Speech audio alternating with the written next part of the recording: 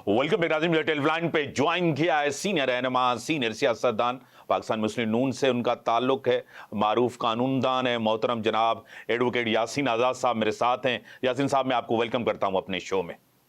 अच्छा, आसिफ अली जरदारी साहब, मोहतरम जनाब आसिफ अली जरदारी साहब ने ये कहा है कि मैं मियां साहब को वजीर आजम नहीं बनने दूंगा। पीडीएम बना के मैंने शहबाज शरीफ को वजीर आजम बनाया, लेकिन उन्होंने आवाम के लिए कुछ नहीं किया। क्या कहेंगे यासीन आज़ाद साहब?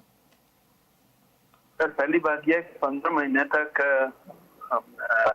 पीपल पार्टी भी पीडीएम का हिस्सा रही है।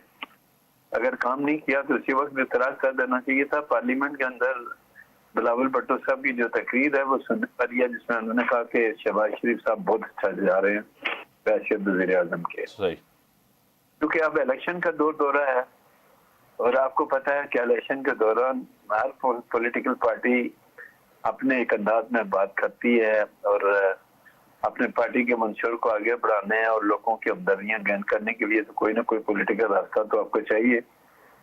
और रह गया मामला ये कि मैं आपको प्राइम मिनिस्टर नहीं बनने दूंगा, ये तो डिपेंड करता है हालात पे कि पहले इलेक्शन कराएं, इलेक्शन कराने के बाद कौन सी सियासी जमात जो है वो पार्लियामेंट के अंदर अक्सरियत देती है। जो अक्सरियत देगी वही प्राइम मिनिस्टर ऑफ पाकिस्तान होगा।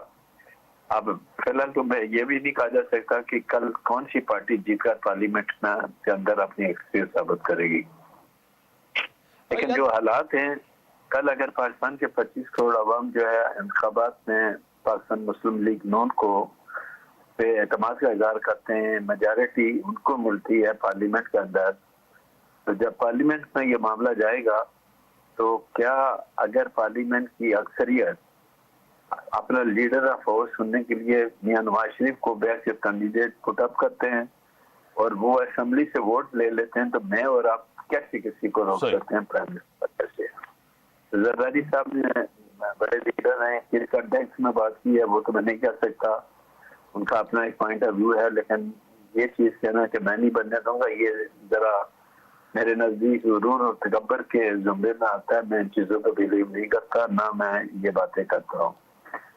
तो मैंने जैसे पहले कहा कि पार्लियामेंट किसको कल प्राइम मिनिस्टर बनाती है ये पाकिस्तान के 25 करोड़ अवाम पर डिपेंड करता है कि वो किसको इलेक्ट करके पार्लियामेंट के अंदर भेजते हैं और कौन सी सियासी जमात को अक्सरियत मिलती है। जिसको अक्सरियत मिलेगी वही अपना प्राइम मिनिस्टर बनाएगा, कोई और नहीं बना सकता।